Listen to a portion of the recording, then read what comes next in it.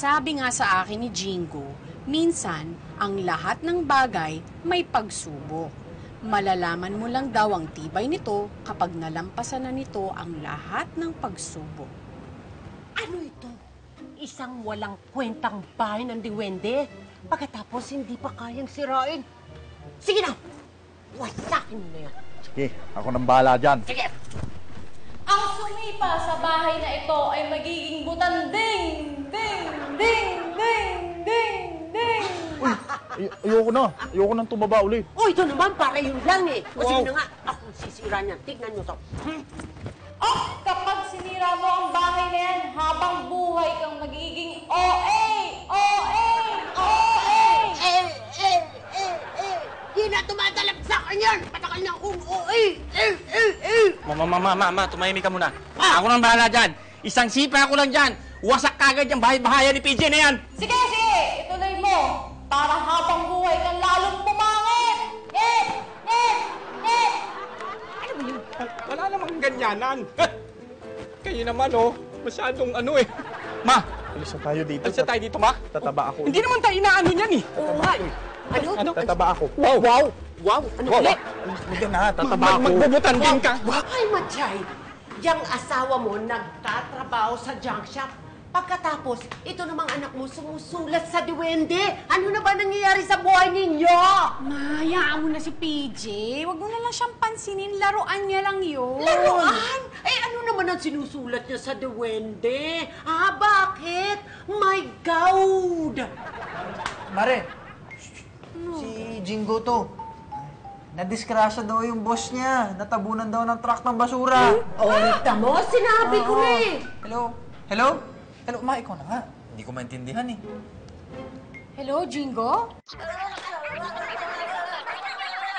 Ano daw? Hindi ko rin maintindihan. Hello, Jingo, si Mama ito. Bakit? Oo. Oh, sige, bye-bye. O, ano daw sinabi? Oo, daw ako. May bago ba? Wala naman. Kinuha daw ang bahay ng duwende. Pangontra sa atin! Tama! Yan ang papatay sa atin! Kaya dapat sunugin na yon! Di ba kayo naaawa kay PJ? Bakit? Nakokonsensya ka ba? Hindi naman. Eh kaso, hintayin muna natin kunin ng duwende yung sulat na ginawa ni PJ bago natin sunugin yung bahay. Ganun naman pala yun. Sige! Madali naman akong kausap eh. Ha? Akin yan, ma!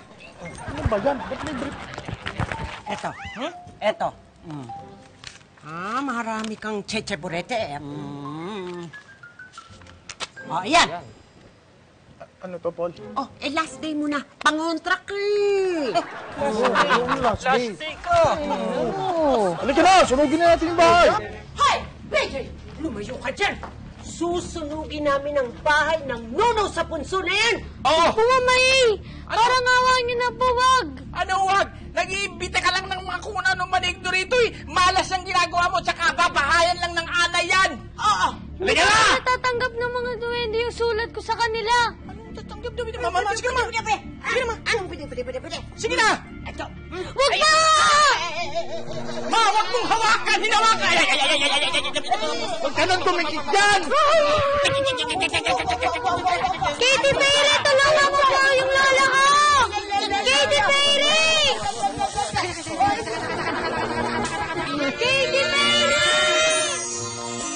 Katy Perry! Lola ko po, tulungan mo po.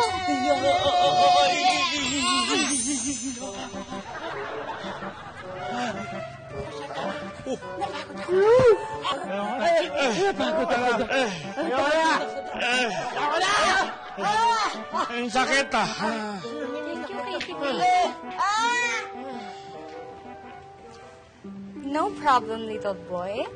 Dahil mabait ka, kahit na ginagawan ka ng masama ng ibang tao.